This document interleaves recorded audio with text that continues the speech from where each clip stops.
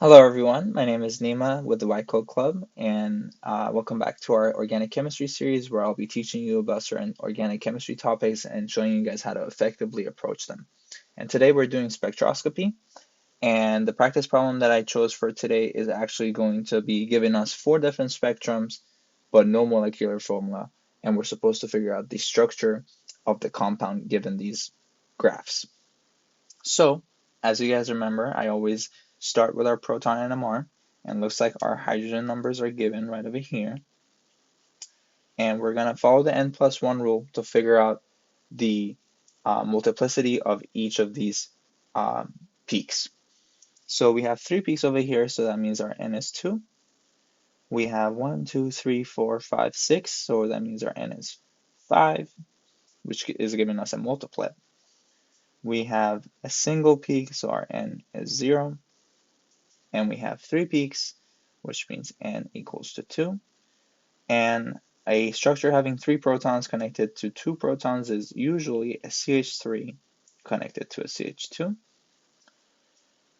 We have two protons, so we have a CH2 usually connected to at least 5 protons, so it could be a CH3 on one side and a CH2 on another side. Now right over here, we could either have a CH connected to something, I'm just going to put down X, or we might have an alcohol group. And lastly, we have two hydrogens connected to another two. So we have a CH2 connected to a CH2.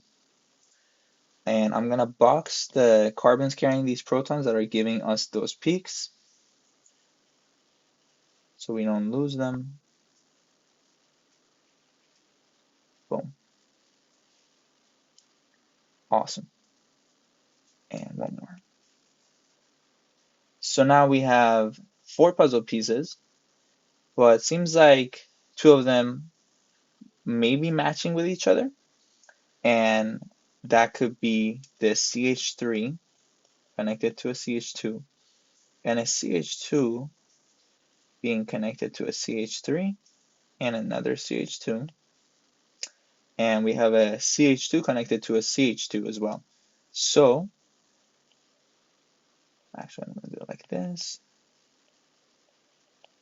Looks like we have a match here and a match right over here. Oh man, right over here. So we know for a fact that we have this kind of group, which is a CH3 connected to a CH2, and that CH2 is connected to another CH2, and that CH2 is connected to something. So we gotta figure out what that something is. And our fourth puzzle piece is either a CH or an OH.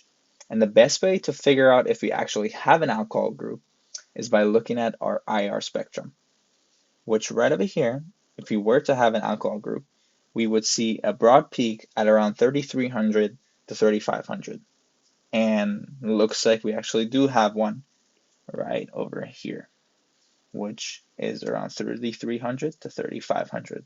So I know for a fact that I have an alcohol group, plus I have this peak right over here, which is usually indicating a sp3ch bond, which I have right over here.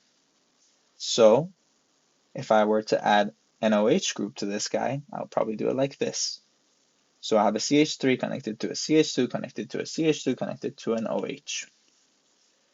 And the way to make sure that we have the correct structure is by looking at our carbon NMR or C13 NMR. It looks like we have 1, 2, 3 different carbons. So let's count our carbons and see if they're actually different. So we have a CH3 here. That's definitely different than a CH2.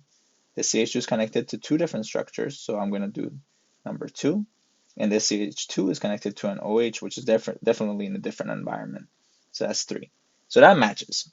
So last part that we can do to kind of make sure that we have the right structure, which is not required if you're sure that we have 3 different graphs giving us the structure, is by looking at our mass spectrum. So if we were to actually look at this guy, we see this kind of blank, empty mess.